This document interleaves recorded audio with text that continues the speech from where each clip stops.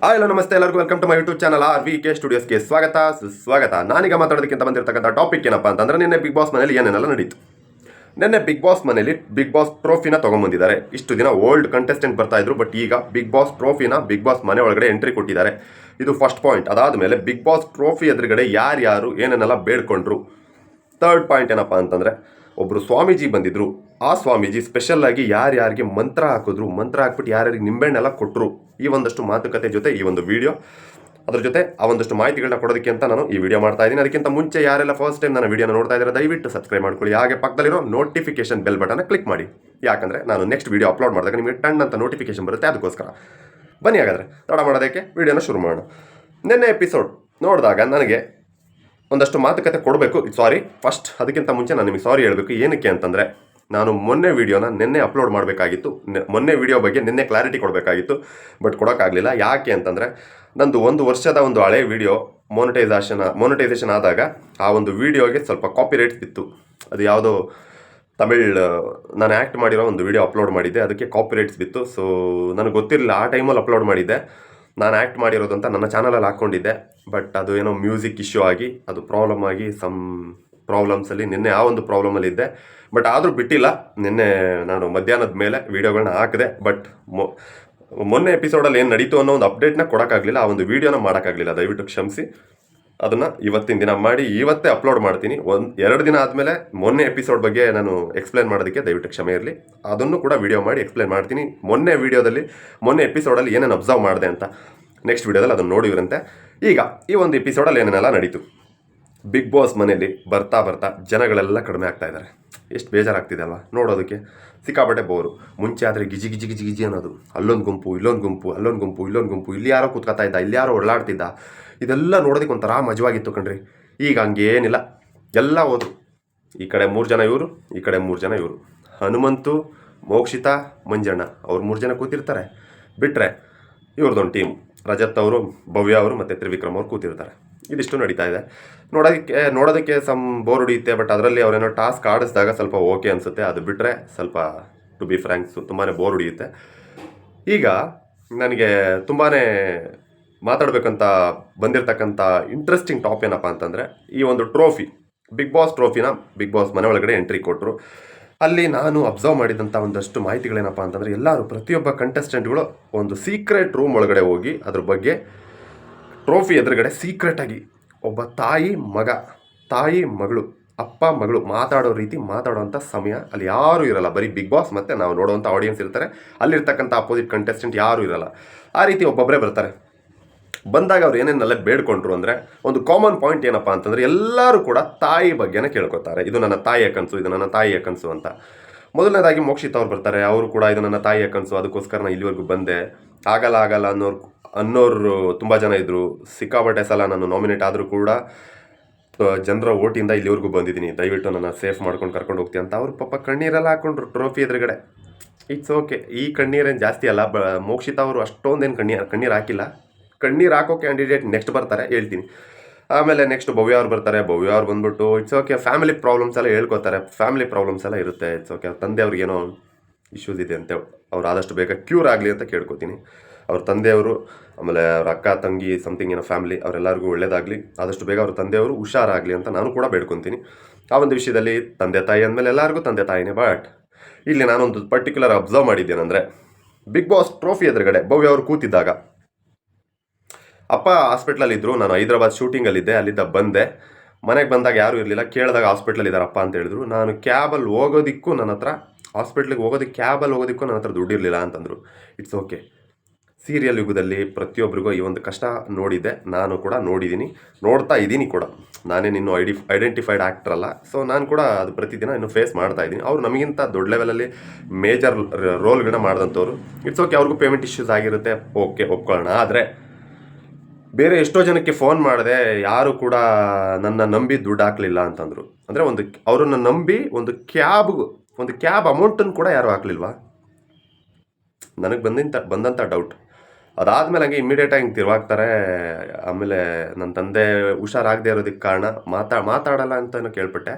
ಆ ಒಂದು ಪ್ರಾಬ್ಲಮ್ಗೆ ಕಾರಣ ನಾನೇ ಆಗಿಬಿಟ್ಟೆ. ಅದಕ್ಕೋಸ್ಕರ ಅವ್ರು ಹುಷಾರಾಗಬೇಕು.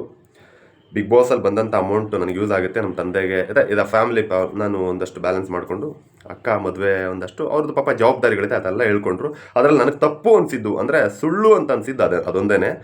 ನನ್ನ ನಂಬಿ ಯಾರು ಕ್ಯಾಬ್ಗೆ ಅಮೌಂಟ್ ಹಾಕಲಿಲ್ಲ ಅಂತಂದರು. ಅದ್ರ ಬಗ್ಗೆ ನಿಮ್ಗೇನು ಅನಿಸುತ್ತೆ ಅದನ್ನು ಕಮೆಂಟ್ ಮಾಡಿ. ಬಹುಶಃ ನಾನು ನೋಡಿದ ಪಕ್ಕನೇ 2 ಟೈಮ್ಸ್ ನೋಡಿದೆ ಅದನ್ನು. ಅವ್ರು ಹಂಗೆ ಹೇಳಿದ್ದು ಕ್ಯಾಬಲ್ಲಿ ಹೋಗೋದಕ್ಕೂ ನನ್ನ ಹತ್ರ ದುಡ್ಡಿರಲಿಲ್ಲ. ನನ್ನ ನಂಬಿ ಯಾರು ಫ್ರೆಂಡ್ಸ್ ಯಾರು ಫೋನ್ ಮಾಡಿದ್ರು ಕೂಡ ನನ್ನ ನಂಬಿ ಯಾರು ದುಡ್ಡು ಹಾಕಲಿಲ್ಲ ಅಂತಂದರು.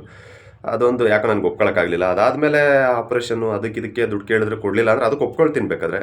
ಅದಕ್ಕೆ ಯಾರು ಕೂಡ ಆಗಲ್ಲ, ನಮ್ಮವ್ರು ಅನ್ನೋರು ಯಾರೂ ಆಗಲ್ಲ. ಸೊ ಆ ಒಂದು ವಿಷಯದ ಬಗ್ಗೆ ನನಗೆ ಡೌಟ್ ಇದೆ.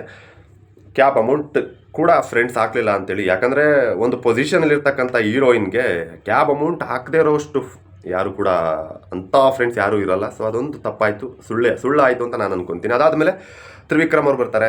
ನನ್ನ ತಂದೆ ತಾಯಿ ಅವರ ತಂದೆ ಎಕ್ಸ್ಪೈರ್ ಆಗಿರ್ತಾರಂತೆ. ಲಾರಿ ಡ್ರೈವರ್ ಚಕ್ರದಲ್ಲೇ ಅವ್ರ ಪ್ರಾಣ ಹೋಗಿರುತ್ತಂತೆ. ಸೊ ತುಂಬ ಕಷ್ಟಪಟ್ಟಿದ್ದಾರೆ. ಅದೊಂದಷ್ಟು ಮಾತುಕತೆ ಆಯಿತು. ಅವರು ಗುಬ್ಬಿ ಅಂತೆ, ಅವರ ಮೂಲ ಊರು ಬಂದು ಗುಬ್ಬಿ. ಅಲ್ಲಿಂದ ಇಲ್ಲಿಗೆ ಬಂದು ಕಷ್ಟಪಟ್ಟು 4 ವರ್ಷ ಜರ್ನಿ ಸಿನಿಮಾ ಇಂಡಸ್ಟ್ರಿಲಿ. ಅದಾದಮೇಲೆ ಆ್ಯಕ್ಟ್ ಮಾಡ್ತಾರಂತೆ, ಈ ಸೀರಿಯಲಲ್ಲಿ ಆ್ಯಕ್ಟ್ ಮಾಡ್ತಾರೆ. ಅದಾದಮೇಲೆ ಅವಕಾಶಗಳು ಬರಲ್ಲ. ಮಾಡಿದಂಥ ಸಿನಿಮಾಗಳು ಕೋವಿಡ್ ಟೈಮಲ್ಲಿ ಸ್ಟಾಪ್ ಆಗೋಗುತ್ತಂತೆ, ಯಾವುದು ರಿಲೀಸ್ ಆಗಲ್ವಂತೆ. ಎಷ್ಟೋ ಸಿನಿಮಾಗಳು ಅರ್ಧಕ್ಕೆ ನಿಂತೋಗುತ್ತಂತೆ. ಆ ರೀತಿ ನೋಡ್ಕೊಂಡ್ರೆ ನಂದು ಅವ್ರದ್ದು ಸೇಮ್ ಗ್ರಾಫ್ ಅಂದ್ಕೊತೀನಿ. ಯಾಕಂದರೆ ನಾನು ಎಷ್ಟೋ ಆಡಿಷನ್ಸ್ಗಳಲ್ಲಿ ಸೆಲೆಕ್ಟ್ ಆಗಿದ್ದೀನಿ. ನನ್ನ ಖರಾಬ್ ಹಣೆ ಬರೋನು ನಂದು ಹಂಗೆ ಇದೆ. ಯಾಕೆಂತಂದರೆ ನಾನು ಓಕೆ ಆಗಿರ್ತಕ್ಕಂಥ ಸಿನಿಮಾಗಳು ಕೂಡ ಯಾವುದು ಕೂಡ ಶೂಟಿಂಗ್ ಶುರುವಾಗಲಿಲ್ಲ. ಎಷ್ಟೋ ಸಿನಿಮಾ ಶೂಟಿಂಗ್ ಶುರುವಾಗಿದ್ದರೂ ಕೂಡ ಅರ್ಧಕ್ಕೆ ನಿಂತೋಯ್ತು. ಸೊ ಅದು ಆ ಒಂದು ಪಾಯಿಂಟಲ್ಲಿ ನನಗೂ ತ್ರಿವಿಕ್ರಮ್ ಅವ್ರಿಗೂ ಸ್ವಲ್ಪ ಕನೆಕ್ಟ್ ಆಯಿತು. ಬಹುಶಃ ಅಟ್ಲೀಸ್ಟ್ ಅವರೊಂದು ಮೇಜರ್ ರೋಲಲ್ಲಿ ಅಟ್ಲೀಸ್ಟ್ ಐಡೆಂಟಿಫೈಡ್ ಆಗಿದ್ದಾರೆ. ನಾವಿನ್ನು ಸೈಕಲ್ ಹೊಡಿತಾ ಇದ್ದೀವಿ, ಇಟ್ಸ್ ಓಕೆ. ಅದಾದಮೇಲೆ ಅವರ ಒಂದು ಕಷ್ಟ ಹೇಳ್ಕೊತಾರೆ. ಅದಾದಮೇಲೆ ನಮ್ಮ ಮಂಜಣ್ಣ ಬರ್ತಾರೆ. ಮಂಜಣ್ಣ ಬಂದು ಅವರ ಎಮೋಷ್ನಲ್ ಆಗ್ತಾರೆ, ತುಂಬ ಎಮೋಷ್ನಲ್ ಆಗ್ತಾರೆ. ಒಂದು ಮಗು ಥರ ಅದ್ರ ಮುಂದೆ ಕೂತು ತುಂಬ ತಾಯಿ ಬಗ್ಗೆ ಆಮೇಲೆ ತಂಗಿರ ಬಗ್ಗೆ ಅವೆಲ್ಲ ಕೇಳ್ಕೊತಾರೆ. ಇವೆಲ್ಲ ಕೇಳ್ಕೊಂಡಾಗ ನನಗೂ ಸ್ವಲ್ಪ ಬೇಜಾರಾಯಿತು. ಆಗ ಮಂಜಣ್ಣ ಹೋಗೋಕ್ಕಿಂತ ಮುಂಚೆ ಅಲ್ಲಿ ಆ ರೂಮ್ಗೆ ಹೋಗೋಕ್ಕಿಂತ ಮುಂಚೆ ರಜತ್ ಅವರು ಆಡ್ಕೋತಾರೆ. ಕಣ್ಣೀರು ಹಾಕೊಂತ ಕೇಳ್ಕೊತಾನೆ, ಉಗ್ರ ಮಂಜು ಕೇಳ್ಕೊತಾ ಇದ್ದೀನಿ, ನನಗೆ ಕಪ್ಪು ಬೇಕು ಅಷ್ಟೇ ಅಂತ ಹಿಂಗೆ ಕೇಳ್ಕೊಂತ ನೋಡೋವಂತ ಆಡ್ಕೊಂಡು ನಗ್ತಾ ಇರ್ತಾರೆ. ಅದೊಂದು ಇಷ್ಟ ಆಗಲಿಲ್ಲ. ಯಾಕಂದರೆ ಎಲ್ಲರೂ ಅಲ್ಲಿ ಹೋಗ್ಬಿಟ್ಟು ಕೇಳ್ಕೊಳ್ಳೋದೆ ಎಲ್ಲರಿಗೂ ಒಂದು ಆ ಒಂದು ಕನಸಿರುತ್ತೆ. ಆ ಒಂದು ಮಗು ಮನಸ್ಸಲ್ಲಿ ಎಲ್ಲರೂ ಬೇಡ್ಕೋತಾರೆ, ಅದನ್ನು ಆ ರೀತಿ ಆಡ್ಕೋಬಾರ್ದು ಅಂತ. ಬಟ್ ಇಟ್ಸ್ ಓಕೆ, ನಮ್ಮ ರಜತ್ ಅವರ ಗುಣ ಅದೇ ರೀತಿ, ಅದನ್ನು ಅಗ್ರಿ ಮಾಡೋಣ.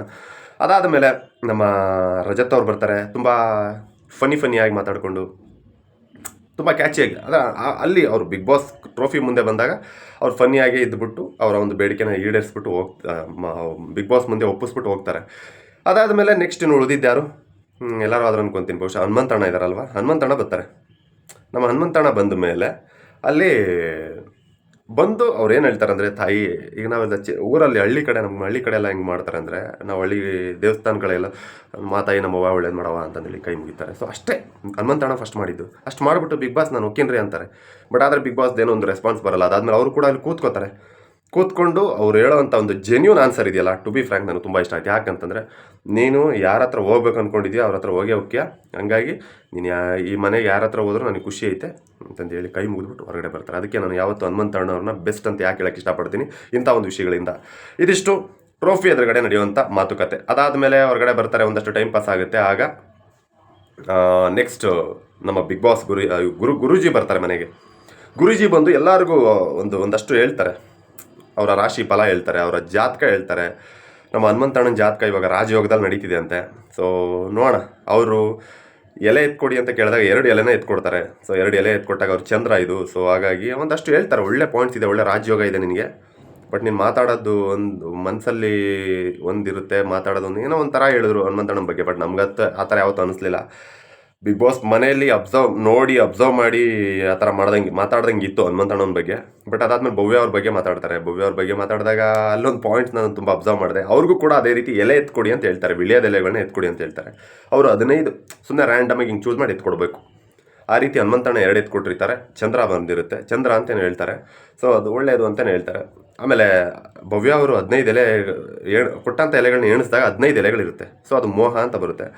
ಆಗ ಗುರೂಜಿಗಳು ಭವ್ಯ ಅವ್ರಿಗೆ ಹೇಳ್ತಾರೆ, ನೀವು ಮೋಹನ ಬಿಡಬೇಕು, ವ್ಯಾಮೋಹನ ಬಿಡಬೇಕು ಅಂತೆಲ್ಲ ಹೇಳಿದ್ರು. ಮೋಹ ಅಂದರೆ ನನಗಿಂತೂ ನಾನು ಯೋಚನೆ ಮಾಡೋ ರೀತಿ ಬಹುಶಃ ಅದೇ ಆಗಿರ್ಬೋದು ಅಂತ ನನ್ನ ಒಂದು ಅನಿಸಿಕೆ.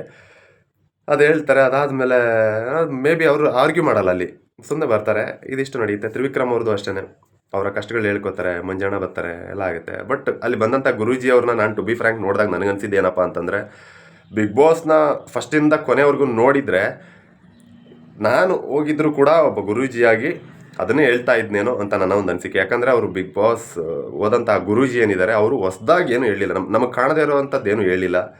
ಒಂದಷ್ಟು ಅವ್ರು ತಿಳ್ಕೊಂಡಿರೋವಂಥ ಒಂಚೂರು ವಿದ್ಯೆ ಅದು ಬಿಟ್ಟರೆ ನಾವು ಪ್ರತಿದಿನ ಬಿಗ್ ಬಾಸ್ ಮನೇಲಿ ಏನು ನೋಡ್ತೀವೋ ಅದನ್ನೇ ಹೇಳಿದ್ರು ಅಂತ ನನಗನ್ನಿಸ್ತು. ಇದಾದ ನಂತರ ಕೊನೆಯಲ್ಲಿ ಯಜಮಾನ ಸೀರಿಯಲ್ ತಂಡದವ್ರು ಬಂದಿದ್ದರು. ಅಲ್ಲಿಗೆ ಬಂದು ಒಂದಷ್ಟು ಬೆಂಡೆತ್ತಿದ್ರು. ಆ ಹೀರೋಯಿನ್ ಇದಾರಲ್ಲ ಅವರು ರಜತ್ ಅವರಿಗೆ ಬೆಂಡೆತ್ತಿದ್ರು. ಅಂದರೆ ಆ ಹೀರೋಯಿನ್ ಕ್ಯಾರೆಕ್ಟರ್ ಗೊತ್ತಲ್ವ ನಿಮಗೆ, ತುಂಬ ರೌಡಿ ಬೇಬಿ ಕ್ಯಾರೆಕ್ಟರ್. ನನ್ನ ಮುಂದೆ ಯಾವ ಗಂಡಸರು ತಲೆ ಎತ್ತಿ ಮಾತಾಡೋಂಗಿಲ್ಲ, ಈ ರೀತಿ ಎಲ್ಲ ಇದು ಮಾಡಿದ್ರು. ರಜತ್ ಅವರು ನಾವು ಯಾರ ಮುಂದೆನೂ ತಲೆ ತೆಗ್ಸಿಲ್ಲ ಅನ್ನೋರು. ಕೊನೆಗೆ ಆ ಹುಡುಗಿ ತಲೆ ತಗ್ಸೋ ರೀತಿ ಮಾಡ್ತಾರೆ. ಅದಾದಮೇಲೆ ನೆಕ್ಸ್ಟು ತುಂಬ ಇಂಟ್ರೆಸ್ಟಿಂಗ್ ಟಾಪಿಕ್ ಏನಪ್ಪ ಅಂದರೆ, ಮೊನ್ನೆ ಎಪಿಸೋಡ್ ನೋಡಿದವ್ರಿಗೆ ಗೊತ್ತಿರುತ್ತೆ. ಮೊನ್ನೆ ಎಪಿಸೋಡಲ್ಲಿ ಎಂಡಿಂಗಲ್ಲಿ ಎಲ್ಲ ಕಂಟೆಸ್ಟೆಂಟ್ಗಳಿಗೂ ಒಂದು ಅವಕಾಶ ಬಂದಿರುತ್ತೆ. ಏನಪ್ಪ ಅಂತಂದರೆ, ಅಲ್ಲೊಂದು ಮರ ಇರುತ್ತಲ್ವ, ಆ ಮರದಲ್ಲಿ ಒಂದು ಕುಂಡಲಿ, ಅವರವರು ಒಂದು ಸಪ್ರೇಟ್ ಕುಂಡಲಿ ಇರುತ್ತಲ್ಲ, ಅಲ್ಲಿ ನಿಮ್ಮ ಆಸೆಗಳೇನಿದೆ, ಮನೆಯಿಂದ ಏನನ್ನು ತರಿಸ್ಕೋಬೇಕಂತ ಇದ್ದೀರಾ ಅದನ್ನು ಬರೆದಿಡಿ. ನಾವು ಅದರಲ್ಲಿ ಯಾವುದಾದ್ರೂ ಒಂದು ಈಡೇರ್ಸೋಕ್ಕಾಗೋವಂಥ ಒಂದು ಕನಸನ್ನು ನಾವು ಈಡೇರಿಸ್ತೀವಿ ಅಂತ ಹೇಳಿರ್ತಾರೆ. ಆಗ ಅಷ್ಟು ಕಂಟೆಸ್ಟೆಂಟ್ಸ್ ಒಂದಷ್ಟು ಬರೆದಿರ್ತಾರೆ, ತುಂಬ ಬರೆದಿರ್ತಾರೆ. ಇದೇ ನಮ್ಮ ಮಂಜಣ್ಣ ಅವರು ಮಟನ್ ಬಿರಿಯಾನಿ ಒಂದು ಚಾಯ್ಸ್ ಬರೆದಿರ್ತಾರೆ. ಆಮೇಲೆ ಜೋಳದ ರೊಟ್ಟಿ ಪಲ್ಯ ಬರೆದಿರ್ತಾರೆ, ಎಣ್ಗಾಯಿ ಪಲ್ಯ ಅವೆಲ್ಲ ಬರೆದಿರ್ತಾರೆ. ಕೊನೆಗೆ ಈ ಥರ ಪ್ರತಿಯೊಬ್ಬರು ಒಂದೊಂದು ಬರೆದಿರ್ತಾರೆ. ಅದನ್ನು ನಾನು ಮೊನ್ನೆ ಎಪಿಸೋಡ್ ಬಗ್ಗೆ ಒಂದು ವಿಡಿಯೋ ಮಾಡ್ತೀನಿ, ಆವಾಗ ಹೇಳ್ತೀನಿ. ಈಗ ಆ ಒಂದು ಮೊನ್ನೆ ಆ 6 ಜನ ಇದ್ದಾರಲ್ವ, ಈಗ 6 ಜನ ಕಂಟೆಸ್ಟೆಂಟ್ಗಳಲ್ಲಿ ಯಾರ ಕನಸು ಈಡೇರುತ್ತೆ ಅಂತಂದರೆ ನಮ್ಮ ಹನುಮಂತ್ ಅವರ ಕನಸು ಈಡೇರುತ್ತೆ. ಅಷ್ಟು ಜನ ಬರೆದಿರ್ತಾರೆ, ಅದರಲ್ಲಿ ಈಡೇರಿಸೋಂಥ ಕನಸು ಒಂದಾಗಿರುತ್ತೆ, ಅದು ಹನುಮಂತ್ ಅವ್ರದ್ದು. ಅಂದರೆ ಅಲ್ಲಿಗೆ ಬಿಗ್ ಬಾಸ್ ಮನೆಗೆ ಜೋಳದ ರೊಟ್ಟಿ ಮತ್ತು ಪಲ್ಯ ಅದು ಬರುತ್ತೆ. ಅದನ್ನೇ ಎಲ್ಲರೂ ಕೂತ್ಕೊಂಡು ಊಟ ಮಾಡ್ತಾರೆ. ಇದಿಷ್ಟು ಬಿಗ್ ಬಾಸ್ ಮನೇಲಿ ನಿನ್ನೆ ನಡೆದಂಥ ಟಾಪಿಕ್. ಲೈಟ್ಲಿ ಏನಾದರೂ ಬೋರ್ ಅನಿಸಿದರೆ, to be frank, big boss ಮನೆ ಫೈನಲ್ಗೆ ಬಂದಾಗ ಬೋರಾಗೇ ಇರುತ್ತೆ. ಒಂದೊಂದು ದಿನ ಮಾತ್ರ ಇಂಟ್ರೆಸ್ಟಿಂಗ್ ಆಗಿರುತ್ತೆ. ನಿನ್ನೆ ನಡೆದಂಥದ್ದು ಇದಿಷ್ಟೇ, ಇದಕ್ಕಿಂತ ಸ್ಪೆಷಲಾಗಿ ಏನೂ ನಡೀಲಿಲ್ಲ. ಇದಿಷ್ಟು ನಿನ್ನೆ ಬಿಗ್ ಬಾಸ್ನ ಮಾತುಕತೆ, ಒಂದಷ್ಟು ಮಾಹಿತಿ. ಇಲ್ಲಿಗೆ ನನ್ನ ವೀಡಿಯೋ ಮುಗೀತು. ಮತ್ತೊಮ್ಮೆ ಕೇಳ್ಕೊತಾ ಇದ್ದೀನಿ, ಯಾರ್ಯಾರು ನನ್ನ ವೀಡಿಯೋನ ಫಸ್ಟ್ ಟೈಮ್ ನೋಡ್ತಾ ಇದ್ದೀರಾ ಸಬ್ಸ್ಕ್ರೈಬ್ ಮಾಡ್ಕೊಳ್ಳಿ, ಹಾಗೆ ಸಪೋರ್ಟ್ ಮಾಡ್ತಾಯಿರಿ. ನೆಕ್ಸ್ಟ್ ನಾನು ಯಾವುದಾದ್ರೂ ಈ ಟಾಪಿಕ್ ಬಗ್ಗೆ ವೀಡಿಯೋ ಮಾಡಬೇಕು ಅಂತ ನಿಮ್ಮ ಮನಸ್ಸಲ್ಲಿದ್ದರೆ ಆ ಒಂದಷ್ಟು ಮಾಹಿತಿನ ನನಗೆ ಇನ್ಸ್ಟಾಗ್ರಾಮಲ್ಲಿ ಡ್ಯಾಮ್ ಮಾಡಿ. ನನ್ನ ಇನ್ಸ್ಟಾಗ್ರಾಮ್ ID ರಘುವರಿಯಾಕೆ ಅಂತೇಳಿ. ಇಲ್ಲಿಗೆ ನನ್ನ ವೀಡಿಯೋ ಮುಗೀತು. ತುಂಬ ಲೆಂತಿ ಮಾಡೋದು ಬೇಡ. ಮುಂದಿನ ವೀಡಿಯೋದೊಂದಿಗೆ ಮತ್ತೆ ಸಿಗ್ತೀನಿ. Thank you.